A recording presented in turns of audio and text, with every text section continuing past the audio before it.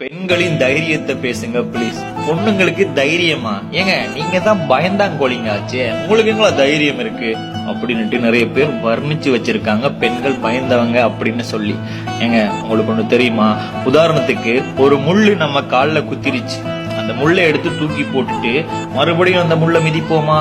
மிதிக்க மாட்டோம். ஏன்னா அதோட வலி நமக்கு தெரியும். ஐயோ வலிக்குமே, மறுபடியும் மிதிச்சா வலிக்குமே அப்படின்னு சொல்லி நம்ம மூளை சொல்லும், ஒரு பயம் நமக்குள்ள ஏற்படும். ஆனா பெண்கள் அப்படி இல்லைங்க.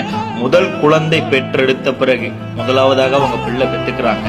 அந்த பிள்ளை பெற வலி இருக்குல்ல, மரணத்துக்கு மேலானது. மரணத்தை பார்த்துட்டு வர்ற மாதிரியான ஒரு வலி, அது பெண்களை கேட்டா சொல்லுவாங்க. அந்த வலியை தாங்கி ஒரு பிள்ளைய பெற்றதுக்கு அப்புறமும் ரெண்டாவது பிள்ளை பெறதுக்கு மனசை தைரியப்படுத்தி தயாராகிறாங்க பாருங்களேன். அவங்களுக்கு ஏற்கனவே தெரியும் அந்த வலி கொடூரமானது, நமக்கு ரெண்டாவது பிள்ளை வேணாம், ஒரு பிள்ளையே போதும்னு சொல்லாம ரெண்டாவது பிள்ளைக்கு தயாராகிறப்போ அவங்களோட தைரியத்தை நீங்க அங்க பாக்கலாமுங்க. பயமே இல்லாதவங்க. உண்மையிலேயே நான் வெக்கத்தை விட்டு சொல்றேன், ஆண்களை விட தைரியமானவர்கள் பெண்கள் மட்டும்தானுங்க. பெருமையா இருக்குங்க பெண்களை பற்றி பேசுறதுக்கு. ரொம்ப நன்றிங்க. தவறா பேசியிருந்தா மன்னிச்சுங்க.